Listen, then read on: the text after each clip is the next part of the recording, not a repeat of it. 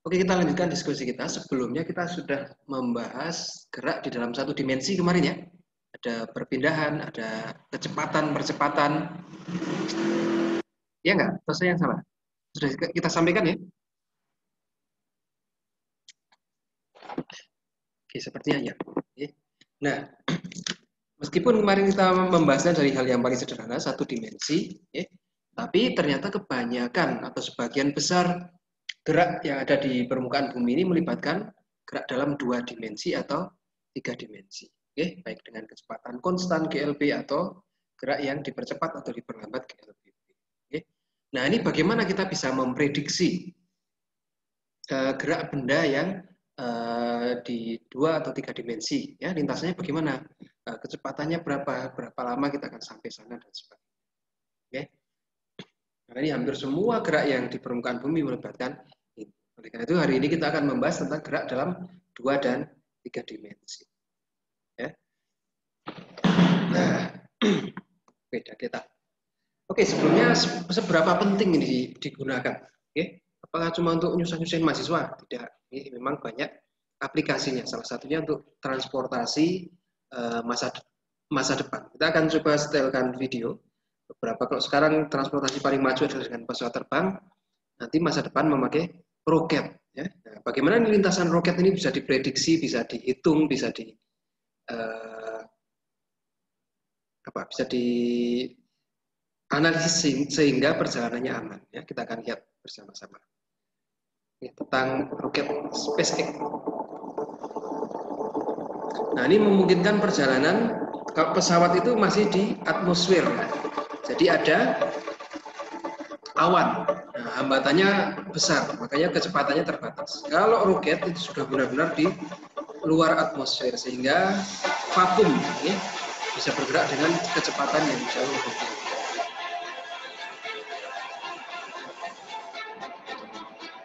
Tempat peluncuran roketnya. Roket zaman dulu hanya untuk sekali pakai, ya, sehingga biayanya mahal. SpaceX ini didesain untuk bisa dipakai berkali-kali. Karena itu setelah terbang dia bisa mendarat. Makanya bisa diprediksi lebih murah.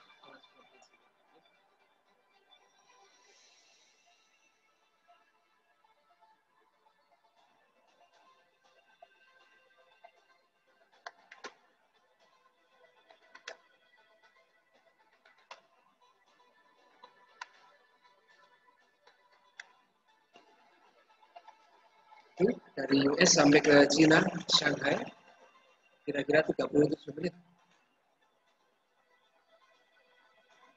Oh, 39.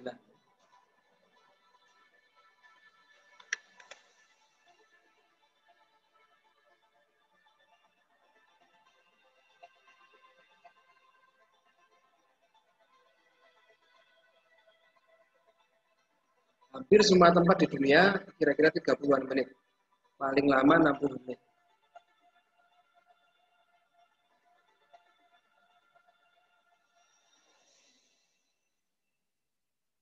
Nah, ini teknologi cepat sekali ternyata berkembang. Ya. Apakah sudah ada, Pak? Atau ini hanya khayalan? Roket SpaceX-nya sudah ada. Ya. Tapi saat ini baru digunakan untuk meluncurkan satelit ke orbit. Ya. Belum dibuka untuk komersil. Ya. Tapi kita bisa prediksi, kita bisa lihat bahwa cepat sekali ini perkembangan teknologinya. Ya. Mungkin dalam in the near future, mungkin 5-10 tahun, sudah akan menjadi hal-hal yang umum, transportasi dengan okay. Nah, gerakan yang di permukaan bumi ini awalnya minimal 2 dimensi atau kira-kira 3 dimensi. Okay. Melibatkan, kalau lurus ya berarti 2 dimensi, kalau agak berbelok ya 3 dimensi. Okay. Yang kita sebut sebagai gabungan antara dua jenis gerak GLB, V-nya yang konstan. Ya. V konstan. Atau GLBPA yang konstan. Okay. Biasanya gabungan dari keduanya. Okay. Kita sebut sebagai gerak parabola. Ya, ini lihat gerakan bola tenis. Okay. Parabola. Itu Angry Bird. Atau Anda ambil mangga, melempar mangga pakai batu, gerakannya juga parabola. Ya. Lompat tinggi, lompat jauh ini parabola. Oke. Hampir semua gerakan apapun yang bergerak di permukaan bumi menjadi gerak parabola. Arahnya bisa 2 dimensi, bisa 3 dimensi. Ya. Air disemprotkan untuk pemadam kebakaran juga 2 dimensi. Parabola. Oke. Nah, pada gerak parabola ini terdiri dari 2 buah gerak lurus yang digabungkan. Ya. Ada yang GLB, V-nya konstan, ya, dan GLBB yang A konstan. Oke. GLBB-nya di mana? Di sumbu Y, sumbu ketinggian. Oke. Kalau kita lihat, kita melempar benda apapun ke atas, mula-mula kecepatannya tinggi. Tetapi lama-lama bagaimana? Semakin mengecil, semakin mengecil, semakin mengecil hingga pada titik paling atasnya dia berhenti. Ya. Kenapa kok menjadi semakin kecil kecepatannya? Berarti ada sesuatu yang memperlambat. Ya, ada perlambatan. Apa itu yang memperlambat? Perlambatan gravitasi yang arahnya selalu ke bawah. Ya, G 9,8 kan meter per second. Oke. Nah, ketika sudah di posisi atas, nah, benda tersebut kemudian akan jatuh semakin cepat, semakin cepat, semakin cepat, ya, hingga ke bawah. Kenapa semakin cepat? Karena dipercepat oleh percepatan gravitasi, ya, arahnya ke bawah. Ya. Maka gerak sepanjang sumbu Y, gerak vertikal di atas permukaan bumi adalah sebuah gerak GLBB.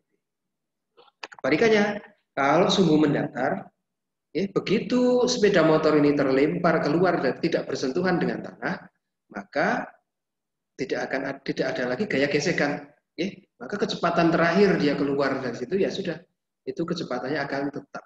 Nah, kita mengasumsikan tidak ada gesekan dengan udara. Ya, jadi tetap kecepatannya tetap tidak dipercepat maupun tidak diperlambat. Ya, maka ini GLB ke arah sumbu X. X GLB, sumbu Y GLBB. Ya. Nah, kemarin kita juga sudah bahas ya, sudah atau belum? Untuk gerak parabola kita bisa menentukan variabel-variabel tertentu. Contohnya adalah, oke ini dulu ya. Ini sudah tahu ya, V kecepatan adalah sebuah vektor, maka berlaku juga operasi yang kita punya pada vektor. Ya, kita bisa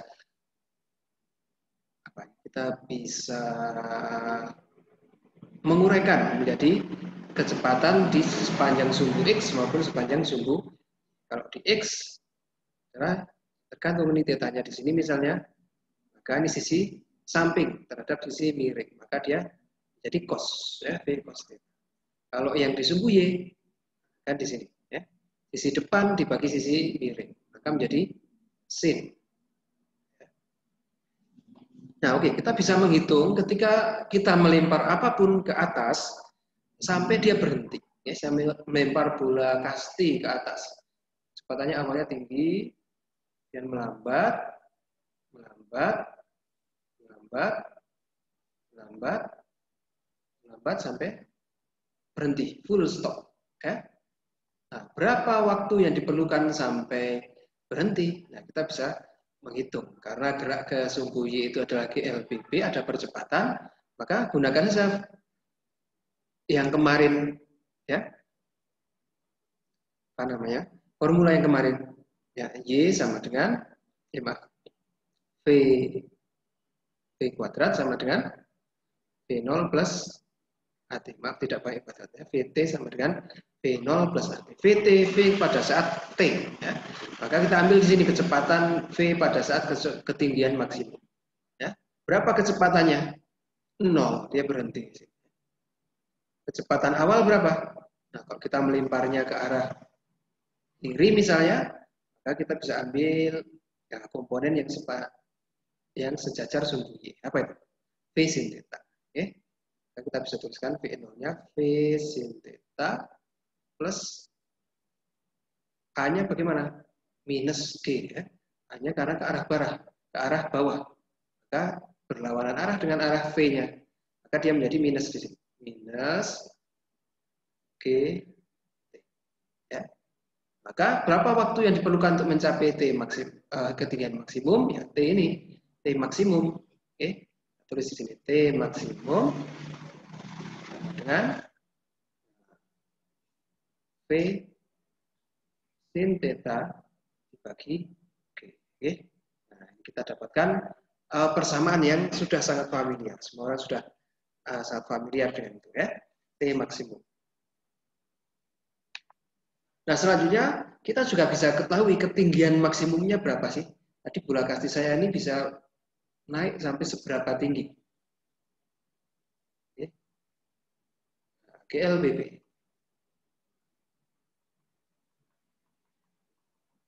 Ya, maka kita gunakan Y sama dengan Y0 plus P0Y T plus setengah AT kuadrat. Oke. Nah, Y berapa? Ya, ini yang kita cari. Y maksimum.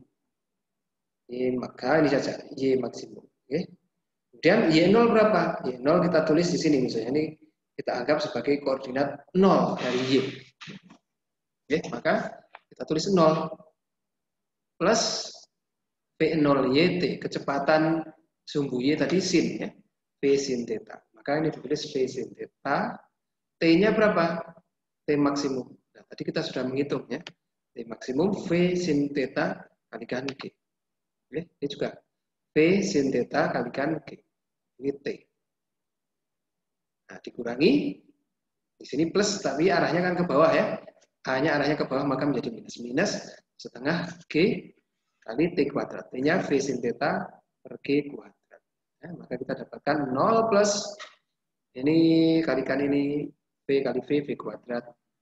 Sin theta sin kuadrat theta G per G. Ya, dikurangi V kuadrat sin kuadrat theta per G kuadrat. Nah, ini kalikan G. Maka G-nya menjadi coret. Ya, minus 2G. Kita samakan penyebutnya. Ini kalau ini G, ini 2G. Maka dua-duanya jadikan 2G. Ya. 2 kurangi 1. Ya, 1. Ya, hasilnya menjadi Y max sama dengan V kuadrat sin kuadrat theta dibagi 2G. Oke, ini formula kedua. Ya, sudah sangat familiar kita dengan. Yang ketiga adalah jangkauan maksimum. Kalau tadi Y maksimum, kalau ini X maksimum. Ya. Pada sumbu X berlaku GLB karena setelah melayang di atas tanah tidak ada lagi perlambatan. Ya. Maka berlaku X sama dengan X0 plus dt. Okay. Maka X max berapa? Nah, ini X maxnya. Bisa kita lempar dari sini, mendarat di sini ya. Menjadi X max. Jangkauan maksimum. Ya. Kita tahu tadi adalah waktu sampai puncak dan ketinggian puncak. Nah, ini ternyata simetris. Jadi waktu yang diperlukan dari bawah sampai puncak, Tmax ya, ini sama dengan waktu yang diperlukan dari puncak sampai ke sebelahnya, Tmax. Oke. Maka ini 2 ini Tmax tambah Tmax, 2 Tmax. Oke. Kita tinggal masukkan saja X sama dengan X max sama dengan X0. Kita ambil di sini koordinatnya 0, maka dia 0. Plus Vx kali T. Vx-nya apa? V cos theta. Ya. Ini V, ini Vx. Kalau ini theta, maka ini sisi samping dibagi sisi miring. Cos Vx cos V cos theta. Ya. Kalikan T. T-nya berapa tadi? 2 kalinya T max. Maka saya tuliskan 2 kali T max. Ya.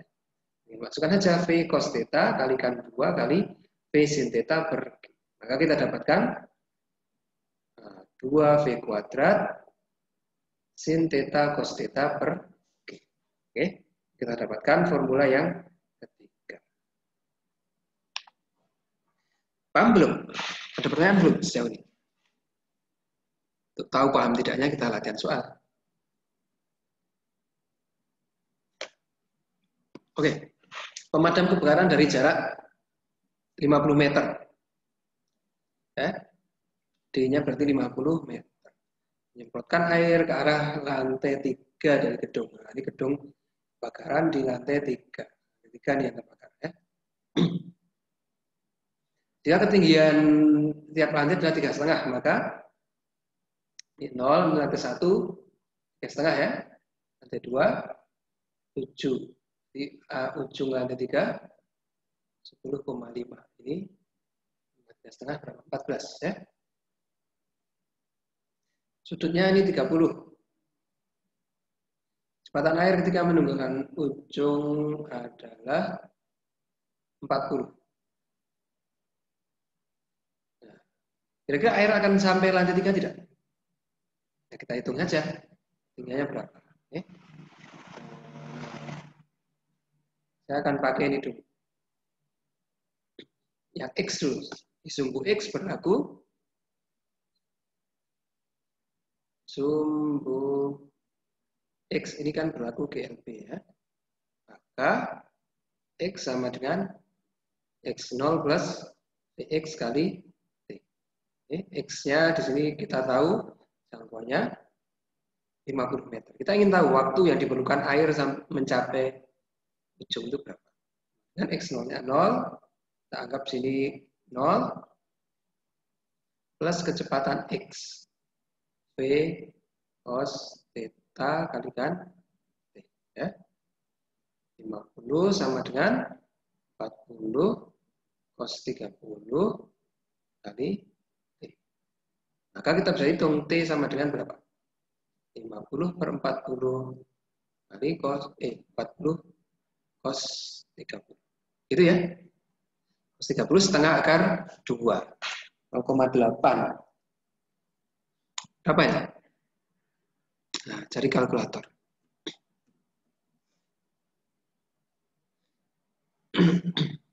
50 cos dulu, cos 30 ya. Cos 30 0,86 kalikan 40. Oke, ini adalah kecepatan di sumbu Y. Ya. Juga tinggal kita bagi dengan 50. Ya. Oh, ketemunya 1,44. Ternyata waktu yang diperlukan air dari ujung selang sampai ke gedung 1,44 second. Ya. Sekarang kita lihat Y-nya berapa. Dalam waktu 1,44 second ini ketinggian air berapa? Kita lihat Y sama dengan Y0 plus V0YT plus setengah AT kuadrat. Ya. Ketinggian Y yang kita cari Y0, 0. Anggap ini ketinggian ke 0. Ya. V0Y, V sin theta kalikan T-nya 1,44 dikurang setengah 10 1,44 kuadrat. Oke. Nah, 0 plus V sin theta. V 50 kalikan sin 30 kali 1,44. Ya. 50 kali sin 30 setengah 25. 25 kali 1,44. Berapa itu? Kita cari kali 2 salah 25. Oke, ketemunya 36 sekian. 36. 36. Nah, berapa ini? 144 kuadrat. Lagi bagi 25. 44 kuadrat kalikan 5. Ya. Temunya 10,4. Dikurangi 10,4. Ya, nanti ketemu sekian. Ya, berarti ketinggiannya berapa nih? Kira-kira 26 ya. 26 meter. Dalam waktu 1,44 detik ketinggiannya 26 meter. Maka masuk nggak ke lantai 3? Enggak. Ya. Kenapa? Karena lantai 3 ketinggiannya antara 7 sampai 10,5 meter. Oke? Tidak pas ini arahnya. Oke? Jika tidak, apa yang dapat dilakukan pemadam kebakaran agar airnya pas mengenai lokasi kebakaran? Apa yang bisa dilakukan? Kita ganti variabelnya. Mungkin sudutnya kita perkecil misalnya, kita turunkan, atau si pemadamnya mundur, atau kecepatan airnya diturunkan, dan sebagainya. Oke? Banyak sekali kombinasi yang bisa dilakukan. Oke, contoh lain. Nah, ini apa ini case study ya, acara Milad UAD ke-55 tahun 2005 lalu. Fakultas kita menjadi hostnya, jadi panitia. Jadi kita melakukan launching logo dengan meluncurkan roket air. Ya. Roket air, di dalamnya ada isi logo dan bendera Milad, dan ditembakkan, dia berkibar nanti di udara. Ya. Lepas di udara. Nah, oke, ini informasi-informasi yang tidak kita perlukan. Yang diperlukan apa? Nah, ini saja. Yang diperlukan adalah kecepatan awalnya 55 meter per second. Sudutnya 80. Mengarah ke arah utara. Oke, 9,8. Oke. Gambarkan gerakan lintasan roket air di udara. Kita bisa lihat seperti ini. Ya. Peluncurannya di depan masjid, jadi mungkin kira-kira posisinya di sini. Oke, diluncurkan ke arah utara. Sudutnya 80. Oke. Kecepatannya berapa? 55. Oke, ya ditanyakan apa ini? Lintasannya sudah ya. Saya kira lintasannya seperti itu. Oke, parabola karena gerak di permukaan bumi. Berapa lama waktu yang diperlukan roket untuk mencapai ketinggian maksimum? Oke. Berapa ketinggian maksimum? GLPB ya. Untuk ketinggian maksimum GLPB karena gerak ke arah sumbu Y. Oke. VT maksimum ya, T maksimum sama dengan V sin theta per G. Oke, 55 kalikan sin 80 bagi 9,8. Berapa sin 80? Saya 0,9 sekian. 0, oke, tulis 80 sinnya berapa? 0,985 kalikan 55 dibagi 9,8.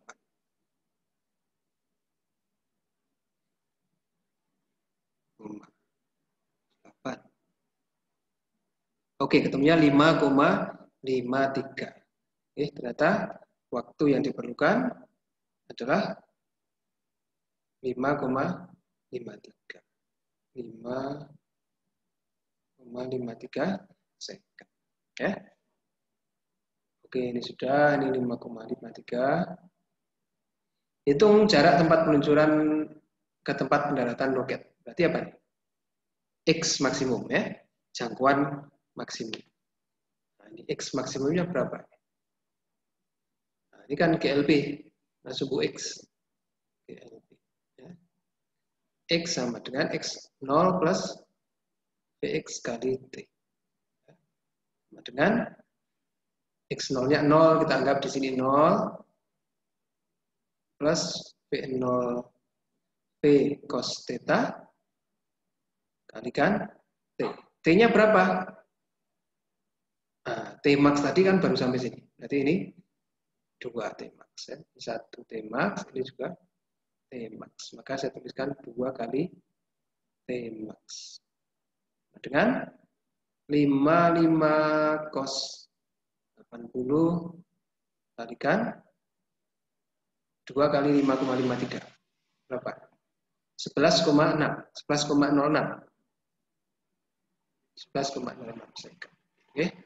Temu berapa?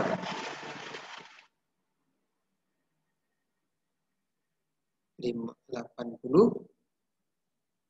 cos. Ya.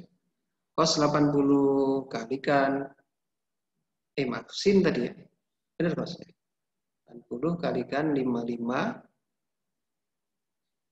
kalikan 11,06. Nah, ketemunya 105,6. Kira 106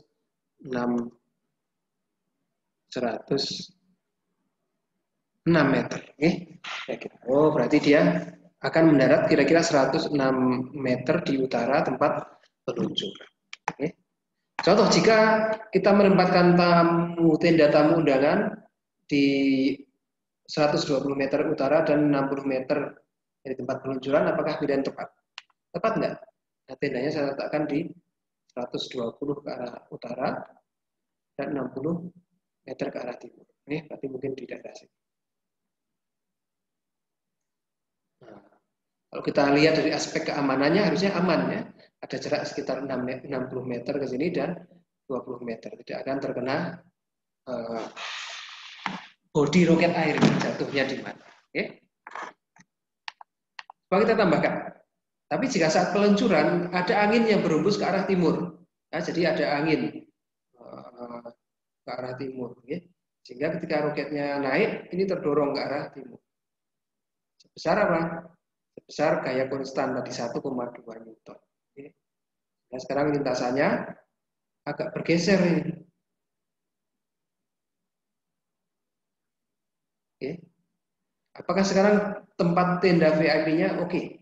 Ditempatkan 100 berapa tadi? 120 ke utara dan 60 ke timur. Oke tidak? Nah, kita bisa lihat. Oke. Jadi ada tambahan sekarang menjadi geraknya 3 dimensi. Tadi ada dimensi gerak ke X, Y. Sekarang kita tambahkan ada sumbu Z, ya, arahnya ke timur. Oke. Kita tadi sudah lihat X dan Y ya. X-nya dia akan jatuh di 106 meter. Oke. Kalau Z-nya berapa kira-kira? Kita lihat, ini kira-kira yang ke arah timur ini GLB atau GLBB?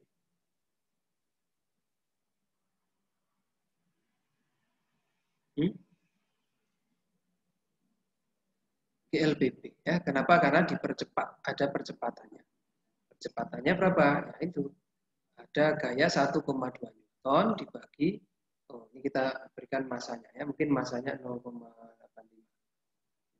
Maka bagi 0,85 kilogram. Ya, ketemu berapa ini? 1,1 Newton, 1,1. 1, berapa? 35 bagi 8,5. 1,4 kira-kira ya. 1,4 meter per second. Oke. Jadi badan roket ini juga dipercepat ke arah timur sebesar 1,4 meter per second kuadrat. Oke. Nah, berapa kira-kira jatuhnya ke arah timur?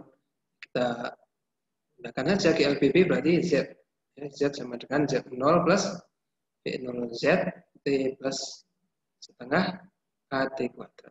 Ya, Z0-nya 0, kecepatan awal ke arah Z 0, karena kita tidak mengarahkan ke arah Z, tinggal plus setengah 1,4 T kuadrat.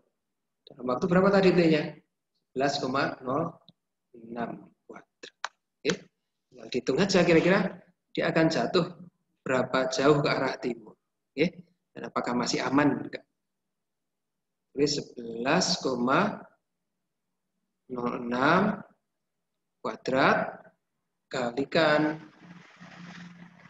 1,4 kalikan 0,5. Oke, jadi ketemunya kira-kira 44 meter ke arah timur. Oke. Jadi roketnya tadi akan jatuh di 120 meter utara dan 44 meter ke arah timur. Ya. Nah, misalnya roketnya jatuh di sini, tempat tendanya mana? Pasti di sini. Oke. Oke, mungkin masih sedikit aman tapi riskan ya. Nah, lebih baik tidak usah ditaruh sini. Mungkin tendanya bisa ditaruh di arah barat sini mungkin. Oke, bisa lebih aman. Dan seterusnya. Ya. Nah, oke, itu adalah gerak dalam 2 dan 3 dimensi. Oke. Kita mengenal adanya perpindahan X, ya, kalau disebut X. Kemudian turunan pertama dari perpindahan adalah kecepatan dx per dt. Kemudian turunan keduanya adalah percepatan dA per dt. Ya, artinya percepatannya konstan. Nah, ternyata ada nggak turunan ketiganya?